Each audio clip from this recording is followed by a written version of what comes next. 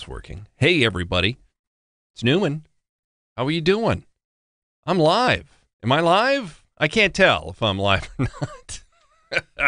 It's a beautiful thing. I'm sitting here in my studio. I'm playing with software is really what I'm doing. And I haven't done a live show. I haven't done a live podcast in a while. I usually do it on Facebook and on YouTube. Facebook is giving me fits, of course.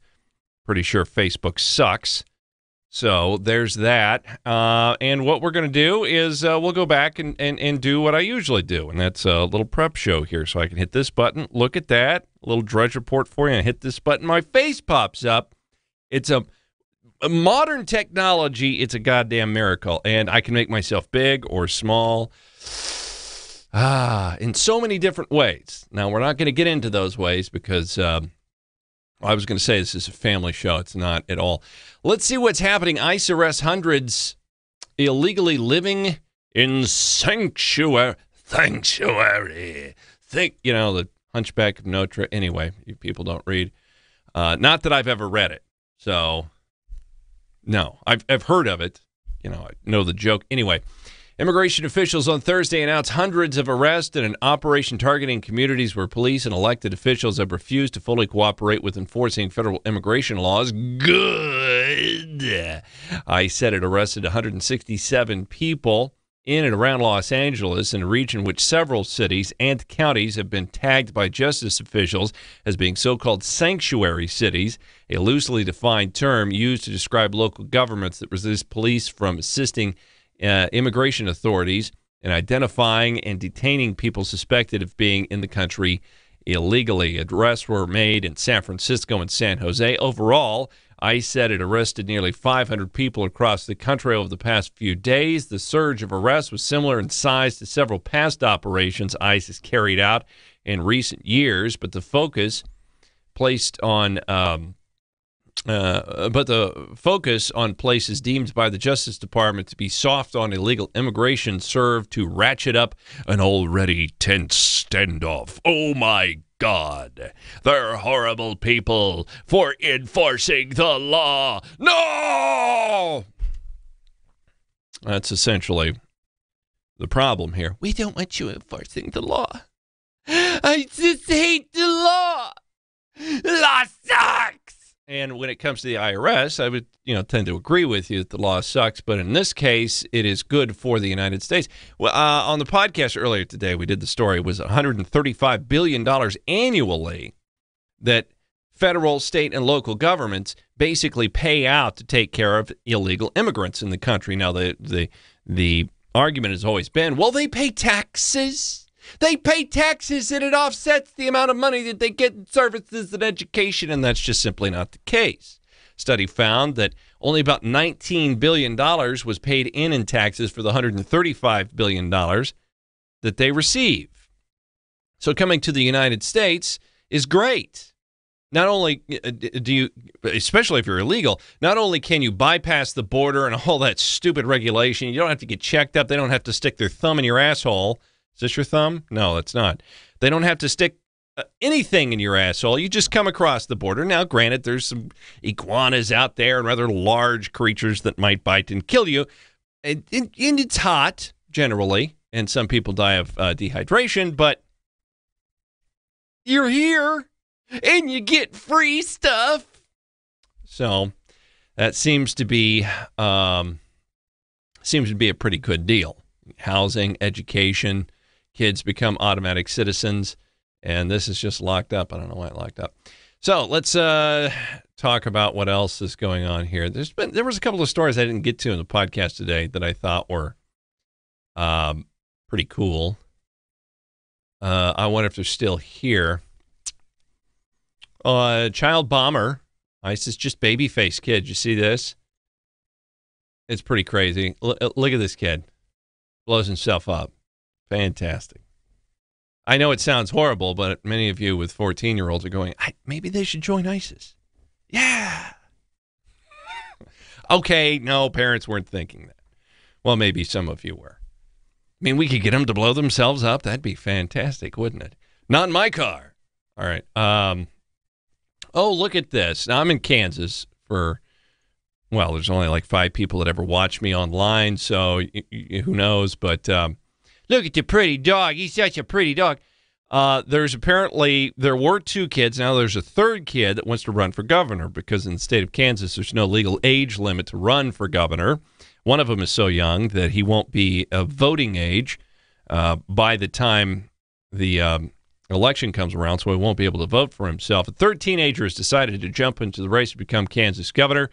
But even a 17-year-old Ethan Randless of Wichita, Miss Randless, says he will join fellow high school students from Wichita, Prairie Village, in a growing field. He wonders whether the state should set some sort of sensible limit on who can run for governor. Well, there's a smart kid. I like that. We do all these stories about these kids. Oh, look at the kids running for governor. It's so nice that they're running for governor. It's like they can't. No, that's not what it means. It means that politics has become a joke. And, I got to tell you, the big thing here in Kansas has been budgets. And Sam Brownback and the Republicans, when he got into office many years ago, lowered taxes significantly, and it was good. It was nice. And then here comes the judiciary, and the judiciary says that we're not spending enough money on education. Now, it's in the Kansas State Constitution that they provide an education, and the Supreme Court of Kansas has taken upon themselves to decide what is enough money. Not that it's fair and equitable amongst the schools, but how much money Kansans should be spending on education. Understand, these are unelected people taking on a legislative role, bending the Constitution in such a way to give themselves a tremendous amount of power that they don't actually have. They're horrible, horrible people. And I'll tell you this right now, the state of Kansas is really full of a bunch of socialists.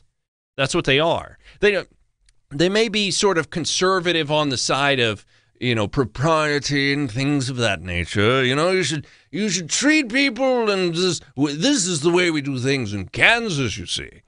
From that aspect, they may be conservative in that way, but they're certainly not politically conservative. Not by any means. Not if you were to stand by and watch this debate about spending that's been going on for the past couple of years and all the rhetoric that's coming out from people, especially, older people, actual real candidates for the Republican side, want to make a point that, hey, I didn't like Sam Brownback either. And if you don't like Sam Brownback, and I didn't like Sam Brownback, so I must mean I'm great. We both hate Sam Brownback. Now, Sam Brownback is not smart. Okay, I'm sorry. He was a senator forever. He's a dull cat. That's what he is.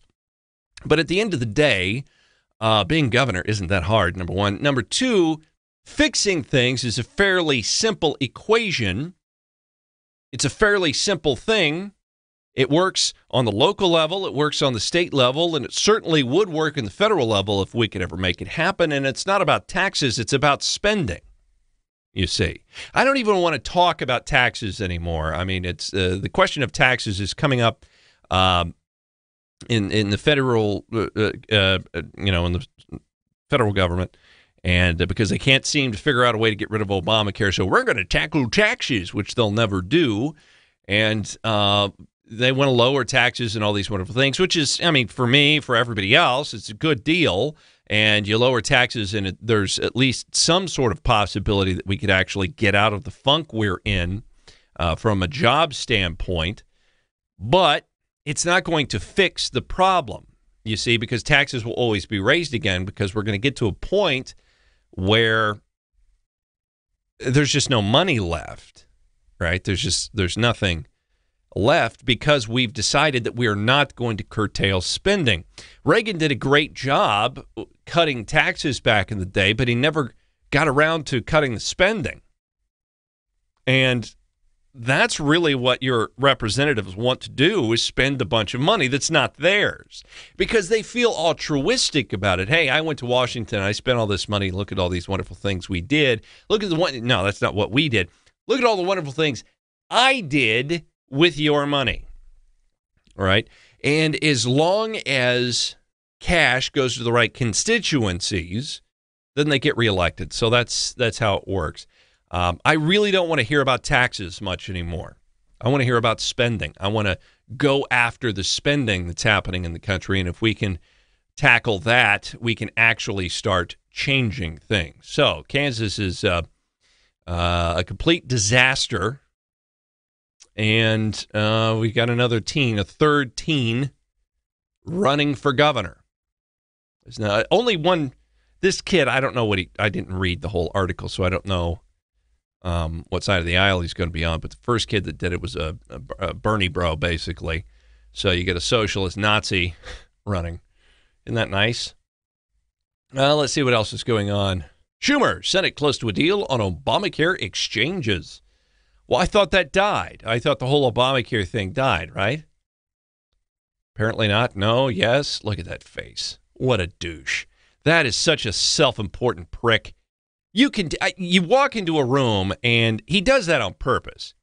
He wears the glasses like this on purpose. Now they're half-cut glasses, blah, blah, blah, but they're not total half-cut glasses. He could push them up on his damn nose, but he doesn't want to do that because he wants to look down at you. I am authority. I am a senator. I have authority, and I'm very important, and you are simply nothing, and that is the problem with people like him. 2 U.S. senators, both from parties, from both parties, are close to finalizing a bipartisan deal to shore up the healthcare insurance exchanges created under Obamacare. The chamber's top Democrats said on Thursday. So shore up the exchanges. Oh, you mean dump more money into a failing system? That's the whole idea. They want to dump more money into the failing system. It's not, how do you shore up the exchanges? There's states, there's many places that you can't even get Obamacare. There's places where there's only one option, places where there's no options. It just doesn't make any sense.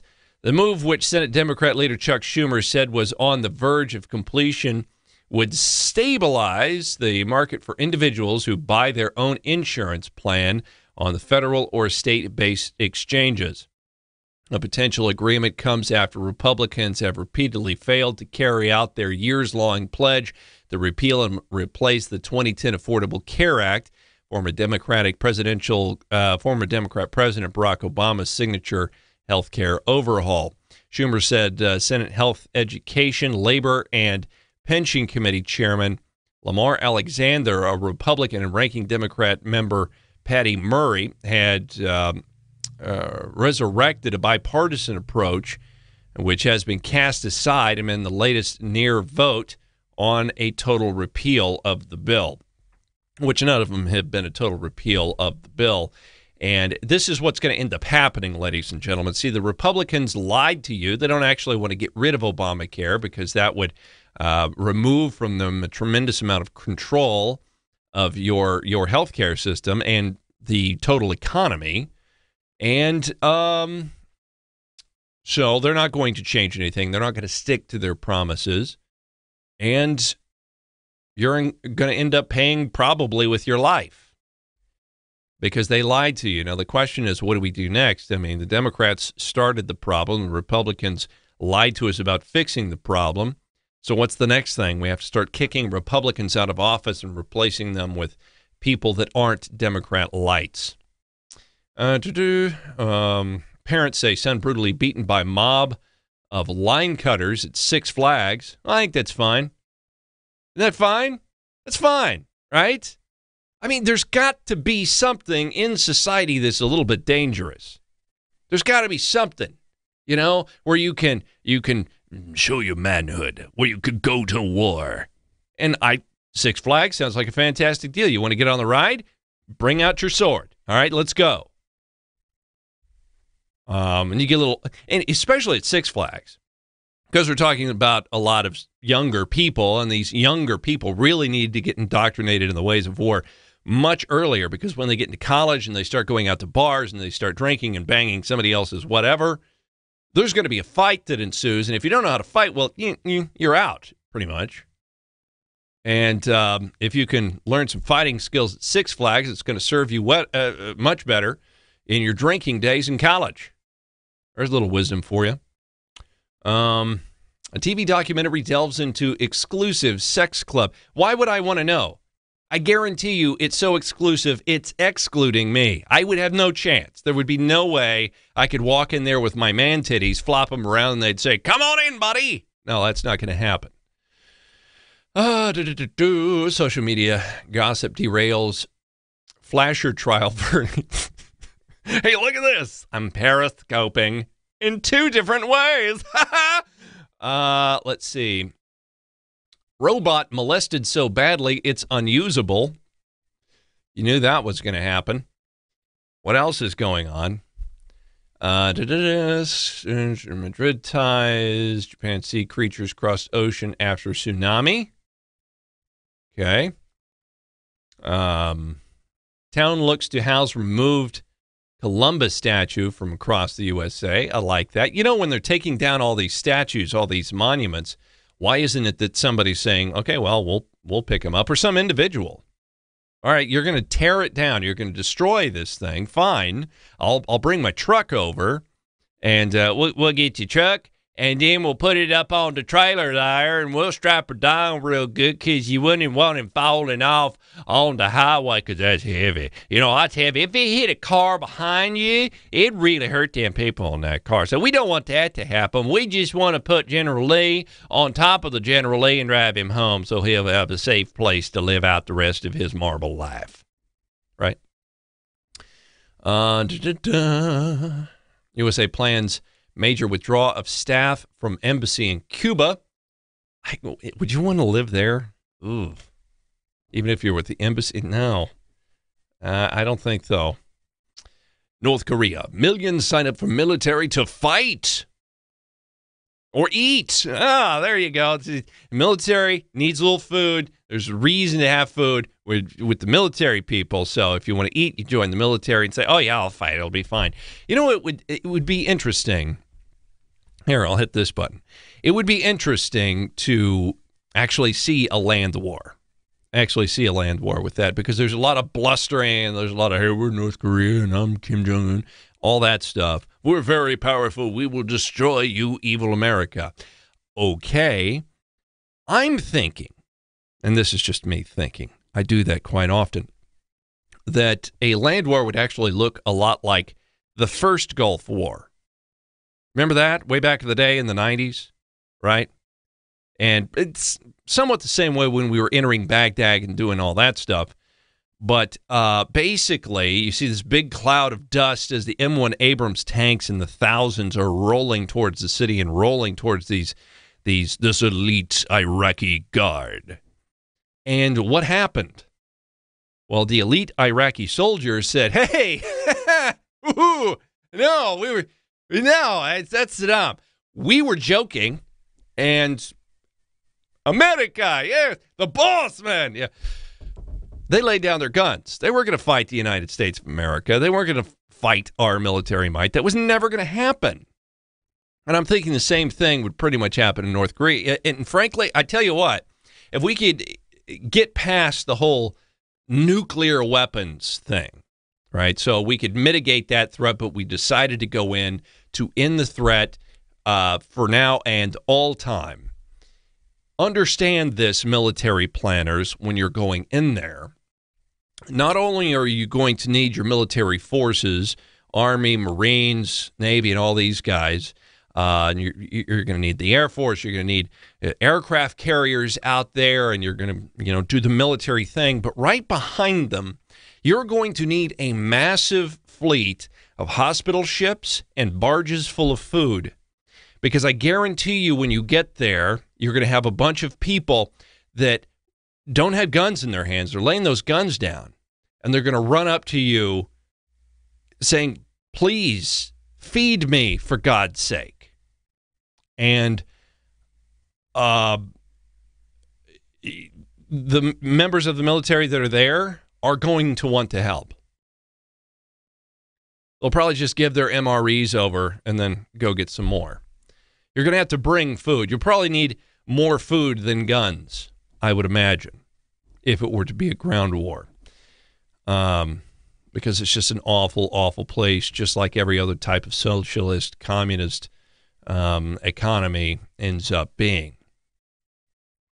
Black lawmakers take to Facebook. NBC anchors water breaks live. Isn't that nice? It's from the Daily Mail here. Breaking news. Oh, that's funny. Is that funny? That's funny, isn't it? Breaking news. Pregnant NBC news anchors water breaks live on the air. Do they have a video of this? I don't like playing videos. Look at that. My God. Yeah, she was very pregnant. That's the one thing about being skinny is when you get pregnant, you look pregnant. It's not even that you look pregnant. It's that you look like an alien is getting ready to pop through your stomach. It entered through your asshole in your sleep, and now it's gestated, and it's going to pop out your stomach. Now, this chick, this one right here, that one there, you see? Or the other one, either one of these two, they could be pregnant with quintuplets and not even know it. They just crap them out like tadpole eggs. Just a gelatinous goo of 1,000 children, and then they go on with their day.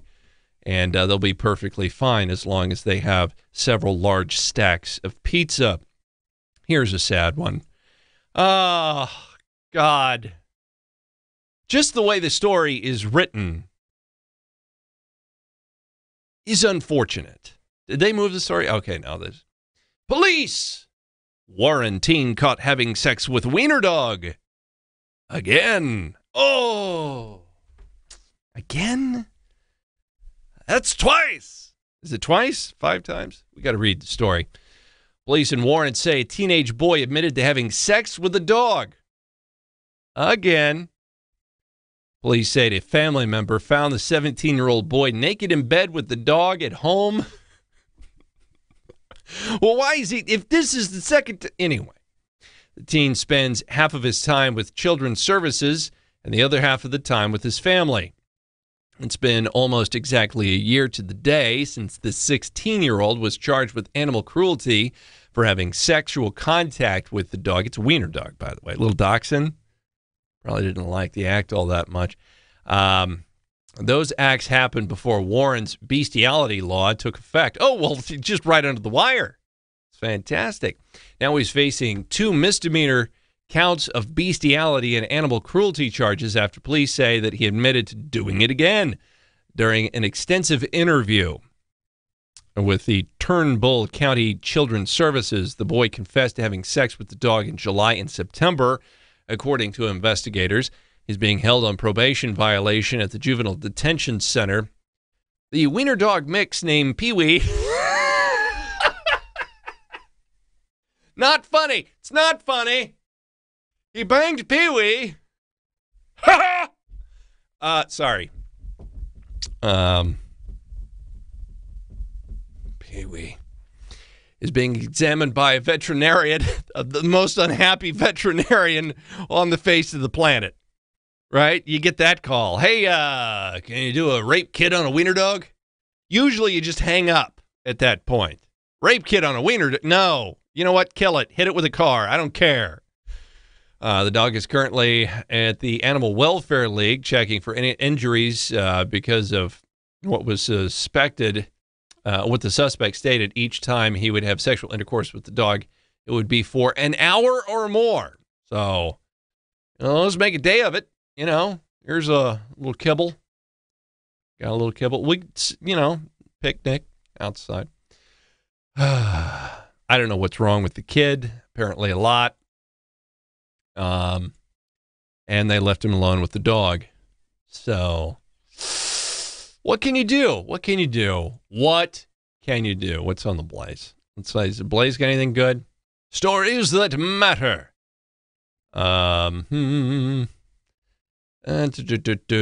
West Point grads, do they know what communism is? Well, probably not. Well, let's see. Okay, we'll ask the West Point grad. I'm sure there's video here. Let's see what's going on with the Blaze video. This is from the Blaze. Oh, those are healthy snacks.